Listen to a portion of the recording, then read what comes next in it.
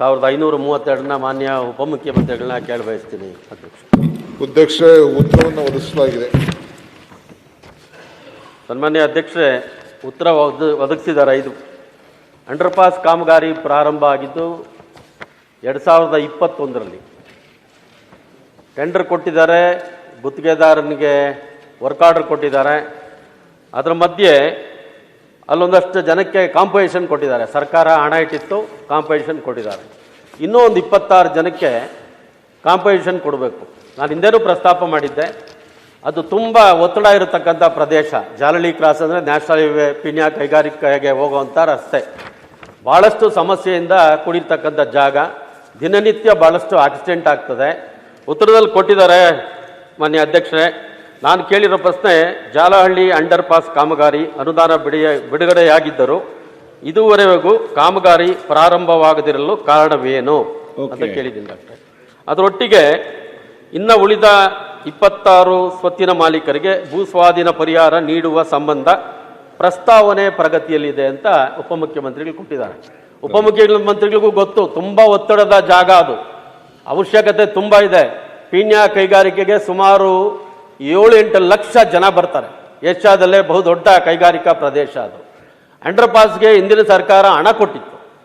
ಹಣನ 26 ಜನಕ್ಕೆ ಕೊಟ್ಟರೆ ಗುತ್ತಿಗೆದಾರ ಕಾಮಗಾರಿ ಮಾಡೋಕ್ಕೆ ರೆಡಿ ಇದ್ದಾನೆ. ಆ ಅಂಡರ್ ಪಾಸ್ ಆದರೆ ನಾವು ಉಪಮುಖ್ಯಮಂತ್ರಿಗಳನ್ನ ಕರ್ಕೊಂಡೋಗಿ ಒಂದು ದೊಡ್ಡ ಸನ್ಮಾನ ಮಾಡಿ ಅಂಡರ್ ಪಾಸ್ನ ಉದ್ಘಾಟನೆ ಮಾಡಿಸ್ಬೇಕು ಅಂತ ನಮ್ಮ ಕಲ್ಪನೆ. ಅದಕ್ಕೋಸ್ಕರ ಯಾವಾಗ ಮುಗಿಸ್ತೀರಾ, ಯಾವಾಗ ಇನ್ನು ಉಳಿದ 26 ಜನಕ್ಕೆ ಆ ಪರಿಹಾರ ಕೊಡ್ತೀರಾ ಅನ್ನೋದು ಒಂದು ನಿಖರವಾಗಿ ತಿಳಿಸ್ಬೇಕು ಉಪಮುಖ್ಯಮಂತ್ರಿಗಳು. ಪ್ರಶ್ನೆ ಕೇಳಿದರೆ ಉಪಮುಖ್ಯಮಂತ್ರಿಗಳು ಕೊಡ್ತಾರೆ. ನಮ್ಮ ಮಧ್ಯೆ ನಿಮ್ದು ಟೈಮ್ ವೇಸ್ಟ್ ಆಯ್ತು. ಏನಿಲ್ಲ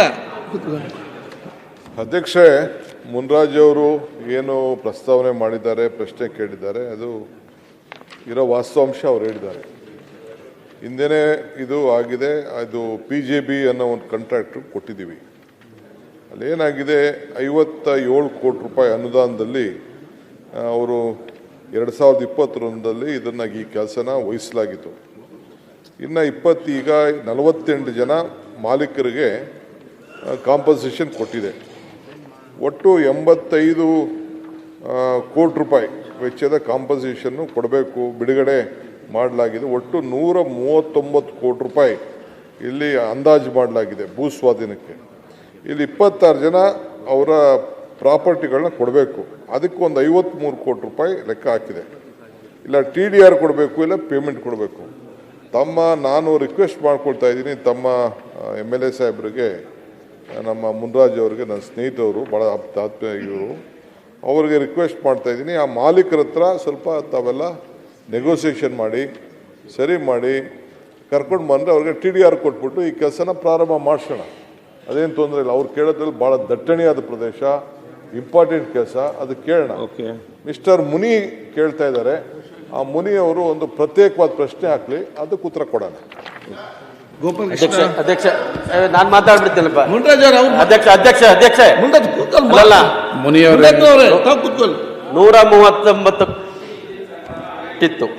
ಅದರ ಮೇಲೆ 85 ಕೋಟಿ ರೂಪಾಯಿ ಪರಿಹಾರ ಕೊಟ್ಬಿಟ್ಟಿದ್ದಾರೆ. ಇನ್ನು ಉಳಿದವ್ರಿಗೆ 26 ಜನಕ್ಕೆ ಪರಿಹಾರ ಕೊಡದೆ TDRಗೆ ಇವತ್ತು ಒಪ್ಸಕ್ಕಾಗಲ್ಲ ಉಪಮುಖ್ಯಮಂತ್ರಿಗಳೇ. ಹಣ ಇಟ್ಟಿದ್ದಾರೆ, ಹಣ ಬಿಡುಗಡೆ ಆಗಿತ್ತು.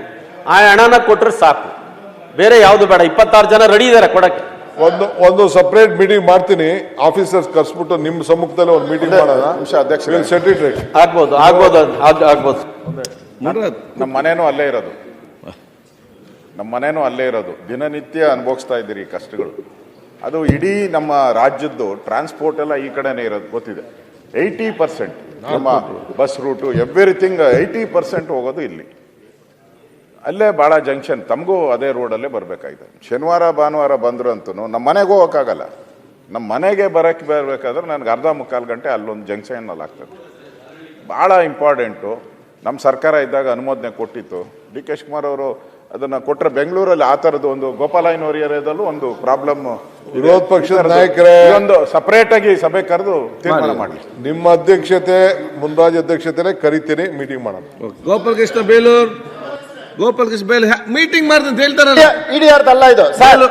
ತಮ್ಮ ಹತ್ರ 26 ಕೋಟಿ ಆಯ್ತು, ತಮ್ಮ ನಿಮ್ಮ ಅಕೌಂಟ್ ಅಲ್ಲಿ ಇದೆ. ಪ್ರಶ್ನೆ ಕೇಳುವಾಗ ಕೂಡ ಇವ್ರು ಯಾವ 26 ಪ್ರಶ್ನೆ ಕೋಟಿ ಕೇಳಿದ್ರು ಯಾಕೆ ಅಕೌಂಟ್ ಅಲ್ಲಿ ಇದೆ ಈ ವರ್ಕ್ ಬೇರೆ ಈ ವರ್ಕ್ 26 ಕೋಟಿ ಅಲ್ಲಿ ಇದೆ. ಆಯ್ತು ರಿಲೀಸ್ ಮಾಡಿ ಮಾತಾಡ್ದು ಹೇಳ್ತಾರಲ್ಲ ಅಮೌಂಟ್ ರಿಲೀಸ್ ಮಾಡಿ ಸಾಕು.